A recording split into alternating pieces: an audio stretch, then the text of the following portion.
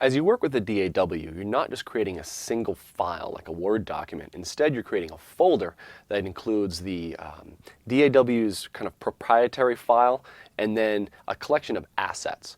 And it'll change from DAW to DAW and how this exactly is kind of structured on your hard drive, but there'll always be some sort of folder. Inside of that will be the project file, and then next to that will be a folder structure that holds all of the assets. As you start working in the DAW, you'll see that more and more assets are created.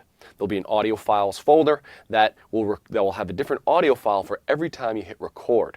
And that may have a file structure inside of that. And then you'll also see folders for things like crossfades, for analysis files, for undo history, because you can maintain an undo even after you close and open the program often.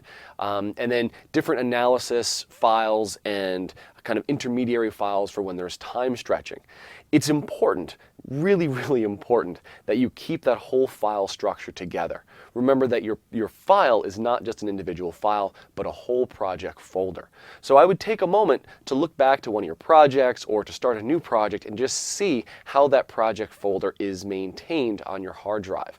Now, this interacts in many ways in that when you save, saving becomes a little bit more of a complicated thing in that there are two ways to save. You can do a save as that creates just a new file, a new DAW kind of proprietary file that references those same audio files. Or you can save in a way that creates an entire new project folder and copies all the necessary assets over. Hit Save As in your DAW and see what those options are. It's really important that you understand the difference because you can get into some sort of file management nightmares if you're not careful.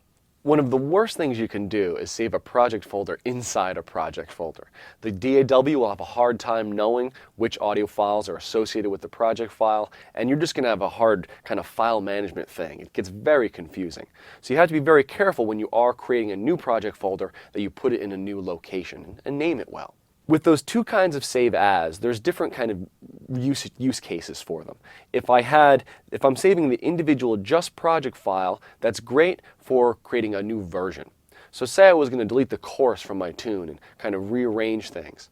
I might just create a new project file and not the entire folder, because that new project file would reference the same audio files. I wouldn't be taking up more space on my hard drive, and the save will go much quicker. And then I can try what I want, make the big change. If I like it, I can keep on going.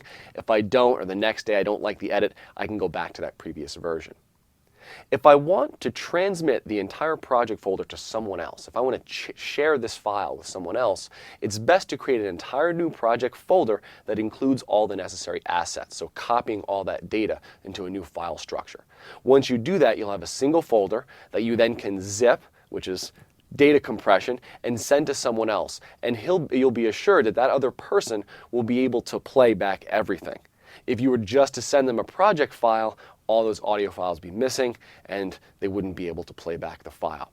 So it's very important that you're careful with your file management and that you know where things are being saved.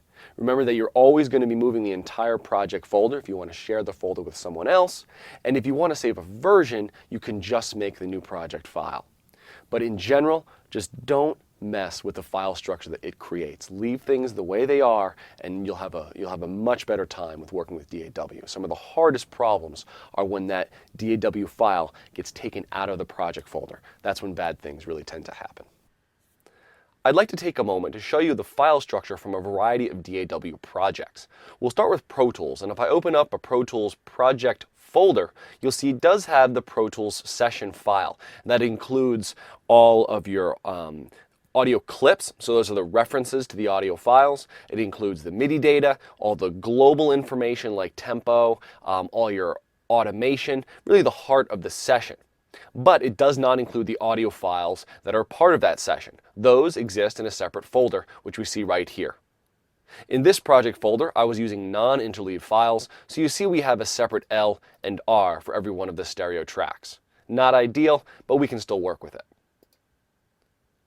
We also see we have a session file backups, which shows us previous projects, so we can kind of undo back to certain places.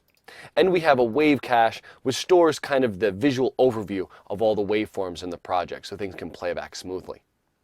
If we look at a logic project, we'll see something similar. We have the logic session files. Now this project I did a save as, and I just saved a new project file. I didn't create a new project folder. So both of these project files will reference the same exact set of audio files. And if I was to destructively change one of these audio files, it would change in both of these project files. We also see there's a project file backup, just like we had in the Pro Tools file structure. If I look at a live project structure, we'll see a similar thing in that I have one or more of the logic set files, the session files, and I have a samples folder, which is the same thing as that audio files folder. Live organizes the samples folder a little differently in that it has separate folders for how the files were recorded. And along with each one of the audio files is an analysis file talking about how it can be time stretched and manipulated. So we see that we have the same things no matter what the DAW.